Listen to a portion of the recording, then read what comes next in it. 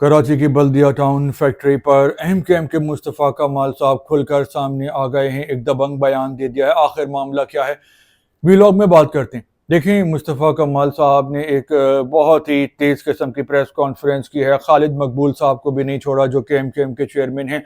लेकिन यहाँ पर एक सवाल पैदा होता है कि आखिर बल्दिया टाउन केस था क्या। देखिए, 11 सितंबर सन 2012 की बात है। कराची का इलाका है बल्दिया टाउन। यहाँ पर एक गारमेंट्स फैक्ट्री होती थी, यहाँ पे आग लग गई और 256 से ज़्यादा लोग जो कि मुलाजिम थे वो जलकर भस्म हो गए, राख हो गए, उनको बचाया नहीं जा सका।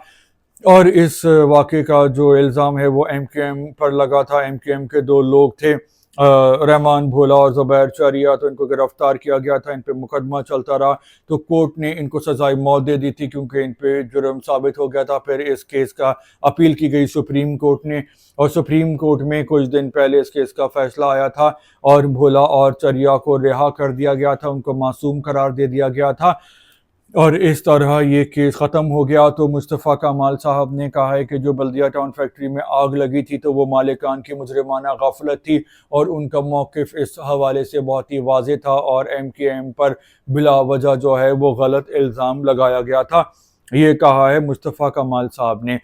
खैर, अब तो केस का फैसला आ गया है, क्योंकि सुप्रीम कोर्ट ने डिसाइड कर दिया है। सुप्रीम कोर्ट में इससे ऊपर कोई कोर्ट नहीं है, तो इसकी अपील अब हो नहीं सकती। लेकिन यहाँ पर एक सवाल है कि जब पाकिस्तान का कानून एक है और केस एक है, तो फिर सुप्रीम कोर्ट का अलग फैसला है, हाई कोर्ट का अलग फैसला है। हाई कोर्ट उनको सजाए मौत दे रही है, जबकि जो सुप्रीम कोर्ट है वो उनको मासूम करार दे के बरी कर रही है। तो ये बहुत अजीब बात है कि जब कंट्री एक है, केस एक है, मैटर एक है, कानून एक है, तो फिर अलग अलग फैसले, और वो भी ऐसे फैसले के जिनमें ज़मीन आसमान जितना फ़र्क है। तो ये एक बहुत अजीब व गरीब किस्म की बात है कि आखिर ऐसा क्यों होता है, जज साहिबान इतने अलग अलग फैसले क्यों देते हैं जब कानून एक है, केस एक है। तो अगर आपके पास इस बात का जवाब है तो आप ज़रूर बताइएगा। दूसरा एक और सवाल है कि अदालत ने दोनों मुल्ज़िमान को बरी कर दिया है। अब बात यह है कि ये तो मामला हुआ था 11 सितंबर 2012 को, तो इस वाक़े को 14 साल हो गए हैं। तो 14 साल जो इन लोगों ने ज़िल्लत उठाई है, मुल्ज़िमान ने, इनके घर वालों ने जो सदमा उठाया है, जो इनको नफ्सियाती मसाइल हुए हैं, माली नुकसान हुआ है, तो इनकी ज़िंदगी के इतने साल आखिर कौन लौटाएगा भाई। जब तक पाकिस्तान में तेज़ इंसाफ नहीं होगा, शफाफ नहीं होगा, तो जो मुजरिम है उनमें कानून का खौफ नहीं होगा और इस तरह दो नंबरियाँ और जो क्राइम हैं वो चलते ही रहेंगे। क्योंकि यहाँ पर केस का फैसला जो है वो पोते का मामला होता है, तो वो दादा बन जाता है, तो फिर इस केस का फैसला होता है। इंसाफ जल्दी होना चाहिए और शफाफ होना चाहिए।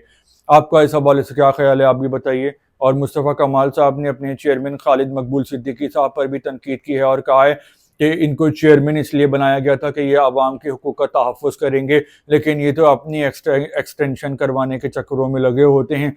देखें, अल्ताफ़ हुसैन साहब को जब से सियासत से निकालने की कोशिश की गई है तो एमकेएम में बहुत ग्रुपबंदी हो गई है।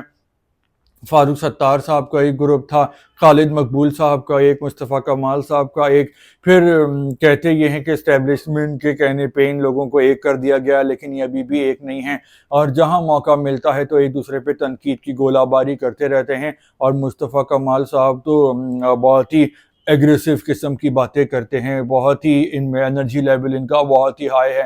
खालिद मकबूल साहब ज़रा ठंडे मिजाज के आदमी हैं, तो मुस्तफ़ा कमाल साहब ने खालिद मकबूल साहब पे बहुत ही तनकीद की है। तो इस हवाले से आप कुछ कहना चाहते हैं तो आप कह सकते हैं, प्लेटफॉर्म हाजिर है। और अगले व्लॉग में दोबारा मिलेंगे, जब तक के लिए अल्लाह।